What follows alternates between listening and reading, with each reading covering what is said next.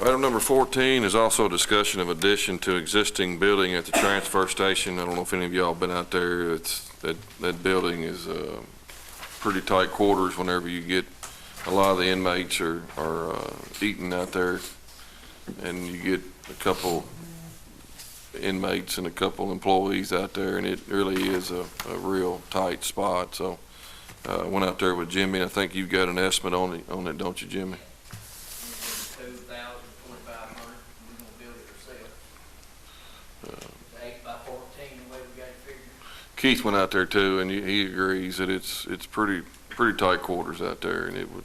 All we got now is like an 8 by 8. And that, what was the figure, Jimmy? You work 2,000, 2,500. Make a motion to, Let's roll. Second. yep, motion it to go on. Second. One thing they need too out there is a refrigerator. They bring lunches, and I have a refrigerator in my shop that I'm gonna be getting rid of, the refrigerator. And I told them, get the county to come out and we'll load it on the truck and put it in there, I'll just give it to them. Okay. Any kind of warranty on it or anything? Yeah, So you got a way to run the heat over to it? Yeah, Is that to tear down the existing one, put one back, or just add? Okay, that's what yeah, add on one, sir. okay. I don't know if y'all been out there lately, but they've got the building. They got them covered out there. They look a lot better. Yeah. A lot neater out there. better. So, Mr. Wicker, Yes. Bishop, Mr. Marshall, Yes. Mr. Quill. Yes. That was 8 by 14 addition? Yeah. That's moving on up. That's about twice as big as it was. Yeah, next like 7 by 7. It's small. They get lost in there. won't They'll be playing basketball in there, won't they? Room for pool table. However, we're not gonna hire anybody else to put in that building, all right? Number Inmates there, 15. though, might be room for a few more inmates. Item number 15, consider approval of budget transfer to the Marion County Detention Center and also the Road Department. Motion. Second. Mr. Bishop? Yes. Mr. Quill? Yes. Mr. Wicker?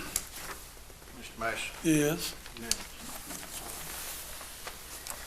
Number 16 are department reports. Jimmy, I think you turned one in, didn't you? Does that, you got on there for the culverts, do we need to, vote on that or just do it and? We need to get some. Yeah, I'm out. I need some to stop. Motion. And we do get reimbursed for those as we put them in if it's, they're, yeah. They're getting a little higher all the time, aren't they? They're getting a little higher all the time. Mr. Bishop? Yes. Mr. Quill? Yes. Mr. Marshall? Yes. Mr. Wicker? Yes. Unanimous. Jimmy, you got anything else? Good. Thank you. Appreciate it. The businesses in town, I've been talking to them about garbage and everybody doing a good job on it. Good deal. Everybody's agreeing to it pretty well. Good. Appreciate it. Thanks a lot. Jason, you got anything? Everything good? All right. Thank you. Jason, you've got a different position. I'd like to hear from you occasionally. That'll work, all right. All right. Keith? Keith, you got anything else? Yeah, I've got a couple of things. Sharon wanted to let you know that she has prepared a letter of intent. As soon as the mayor signs it, it's an intent for the camera trunks to be installed. And they're gonna send it to AT&T. 911. Get those installed. She's got that printed out. As soon as the mayor gets that signed, then we'll get that submitted. Second thing is, this week, they're building a new house out on used to be Maintenance Shop Road, out there past, it goes up of Ash Young Road out of Springfield Highway, and it goes back to the golf course maintenance shops and stuff back in there. What they did, subsequent to naming that a long time ago, they built another road off to the left, and put a cul-de-sac, and they're building some houses around. And you all approved a name change recently to Course View Line.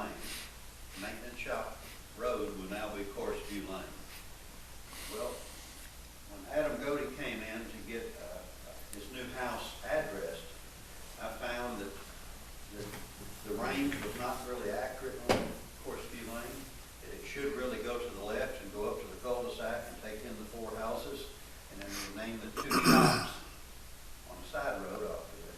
So I went out and rearranged it, and I gave the addresses based on the Course View Lane change. Everybody out there will have to change their addresses now until they do 2 shops. It's okay, they're good for it. But I think probably we need to really approve the range change so we can get it in the minutes and we can get it changed on the map.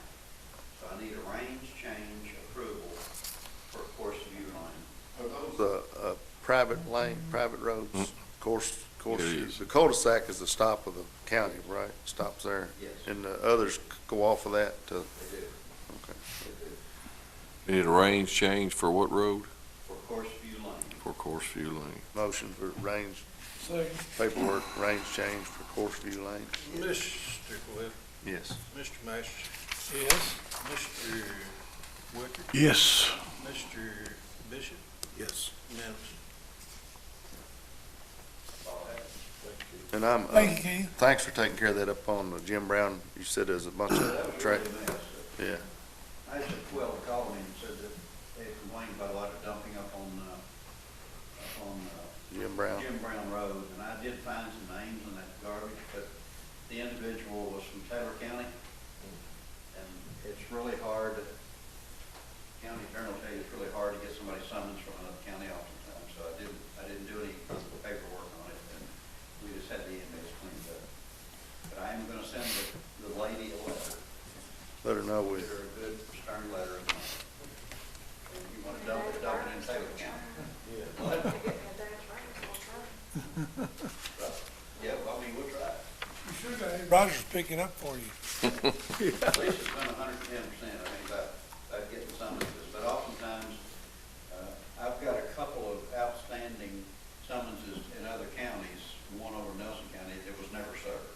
And it's difficult, because they have to have some other information in order to make sure they got the right person. A lot of times it's difficult to do that. People don't realize that. years ago, Taylor County's dump was in Marion County, right where you're talking about. Well, And when it was actually Scotts Ridge.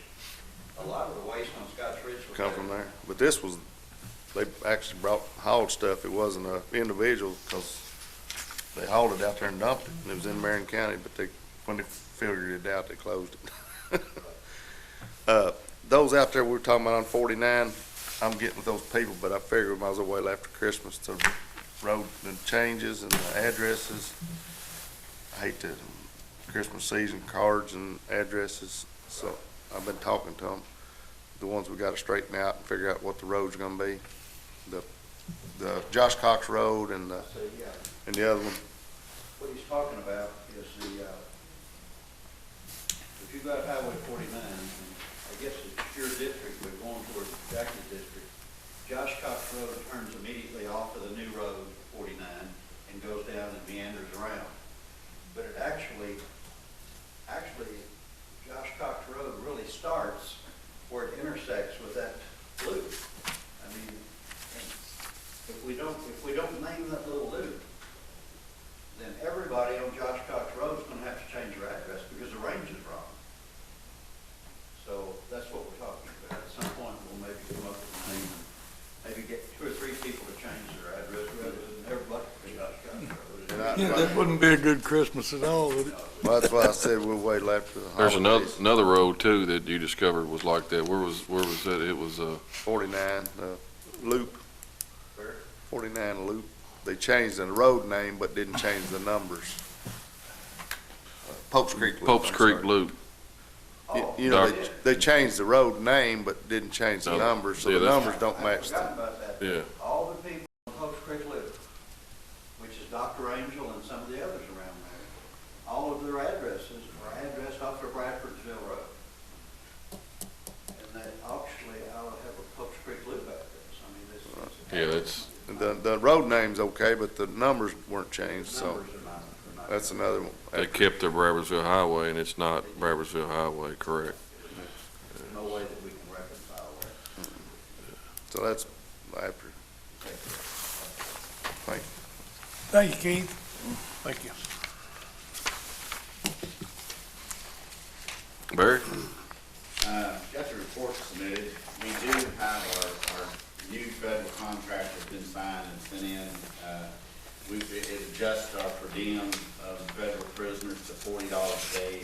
The biggest adjustment on that contract, it's more than a couple dollars on the per diem, will be the $23 reimbursement on when I send staff out to work. So, when I send 2 staff members to Louisville, I've been getting paid $18 an hour, but they would only pay me $2 hours down and 2 hours back. If we spent 6 or 8 hours, then we come back running backwards with it. So that's the biggest thing that's gonna help us on that. So the federal contract has been renegotiated and re-signed at $40 a day on per diem and $23 on reimbursement for staff. That's even if I have to sit in the hospital with them or something like that, I get reimbursed that for full time. Also, our contract on the program for the $8 additional days, that on the state side, 80 beds, that will be in effect in January as well. So we're going into 2017 with 2 of our contracts increasing, so it'll help the revenue in the latter part of the year versus what it was in the first part. Now, April put on there, she put on there and asked for approval for the per diem, which we discussed and put in the prior budget, and it really doesn't need approval because it was already approved in the May approval of our budget, the shift per diem for 3rd shift.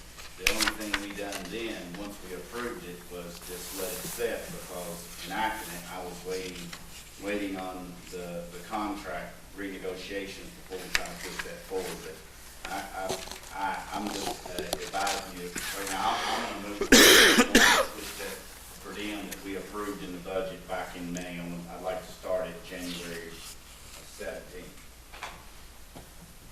So I mean, it's already in the budget. It was already discussed. We approved it. We just kind of set it aside, so we don't really need approval on anything. We didn't set a date. We didn't set a date If you all have any other feelings one way or the other about me not enacting it in January, we kind of held it. But I would really like to push that forward. We didn't set a date on it when we. No, we did. We approved the funds, but we didn't set a date. I mean, actually, it was the date Is that? July 1st. Yeah. I mean, it was okay to run it, but we kind of like agreed to not push that part of it forward. So, without any opposition, I'd like to move forward with that in January. We don't need a motion, I don't guess it's already, It's done. It was a courtesy. She put it in there as approval, but it was already approved in the last budget. Right, yeah. And in January 1st, So, I'm moving forward. with you're the just, premium. forewarning us. I'm just letting you know that we're moving forward. Work out good, you're getting your per diem increase in January also, so.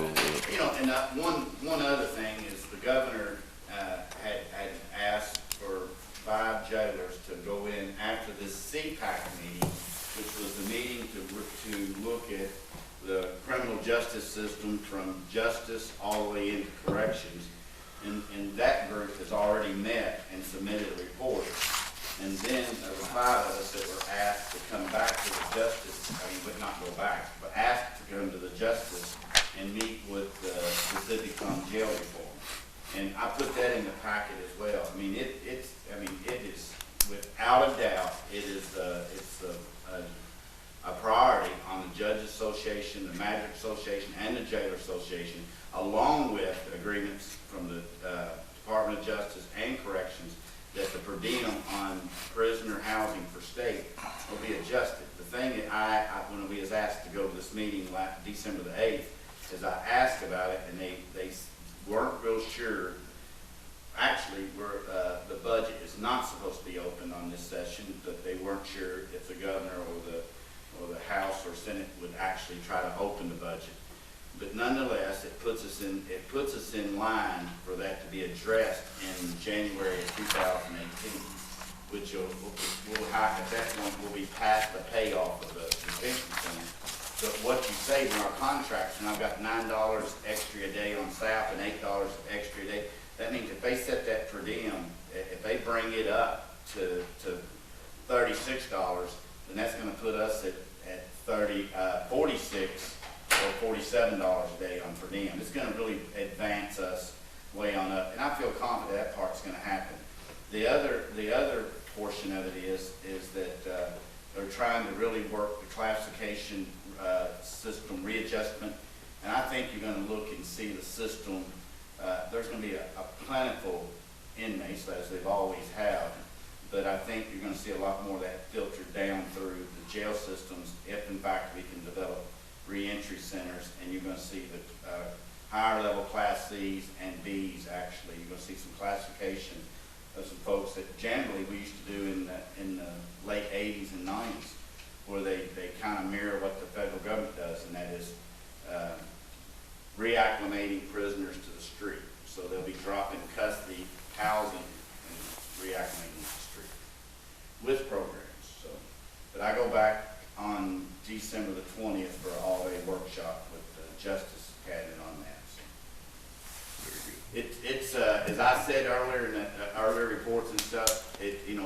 We're at a snail's pace on change right now, but I still remain totally optimistic and confident that there are definitely better days ahead. Just it keeps living on a song and a prayer, but it definitely is. Everybody's the associations and the government's looking at it the same way. Sounds good, Barry. Thank you, sir. Thank you very much. We got a new employee. Oh, yeah. Yeah, James Harrell. Transfer him to a different position. Part-time to full-time. Yeah. Okay. Motion. Second. Now, go ahead. Great minds think alike. I'm gonna go with the closest person to me. Mr. Masters? Yes. Mr. Quinn? Yes. Mr. Bishop? Yes. Mr. Wicker? Unanimous. Robbie? Currently, we're at 2,690 runs. We've only 12 runs from our total last year, so we're going to be over 100 plus than what we were last year. I don't know, I'd like to hire Fiscal as a part-time EMT. Done passed all the, Well, okay, I'm waiting to see the pending the background check. Everything else done, just waiting on it to come back. Motion, pending the background check, no, all the paperwork's right. Mr. Masters? Yes. Mr. Bishop? Yes. Mr. Wicker? Yes. Mr. Quinn? yes. Unanimous. Only other thing I had, like, things about the Christmas thing, doesn't matter, time. Sorry I missed it. I had Yeah, I company. got It was, Get there. I'll have to say it was very good. We had about 70 people there, our crew. And I'm sorry I missed it, because I was aiming to be there, but Asked him why I missed it. I don't want to get into all that. But that's all I have. Thank you, Rob. Thank you, Rob. And the meal was great. Emergency management, I know we had a call out last week. They had a milk truck turnover on 84 and 412 there. Luckily, no diesel fuel or milk was spilled, I don't think. Basically, had to pump it all off and turn it back over. The scene was cleared about 11:30. Nobody was hurt. The guy didn't get hurt at all. So, looked like he just kind of slipped off the side of the road and it just kind of went on the side. So, everything went fine as far as that goes. One thing, all department heads and all the employees, Merry Christmas and thanks for a productive year. Thank you all. Thank you all. Happy New Year. Animal, anything for the animal shelter, Larry? Or? Yeah, I talked to her and she's out in this cold weather rounding up critters and stuff, and said Annie's got her window to put in, and of course later in there we're going to talk about her vehicle. She won't know. But she said everything's going well and they're just real busy this cold weather and making sure everything's taken care of. She actually had a few empty cages out there this week, which she had Yes. adopted some out. So I think it's she not- got- it Did didn't she look get those near- cages from Boyle County? She did get some from them. So, I think she's out today gathering up more, so they'll probably be full by tomorrow. yeah. Well, wait till after Christmas when everybody gets a puppy in about January, they want to get rid of them. February, they're back. Yeah. Invite 2 or 3 of the kids that'll be out there. All right. Item number 17 is executive session. Before that, do we need to speak to Mr. Insurance so he don't? I think he's got a couple papers for you guys to sign. Is Oh, that I didn't correct? know. I didn't know if he was gonna stay. We could do that right before we go in if you want to do that. You can sign the paper. Executive session, KRS 61-810, item F, or letter F. Second. Mr. Webb, Mr. Nash, Yes. Mr. Webb. Yes.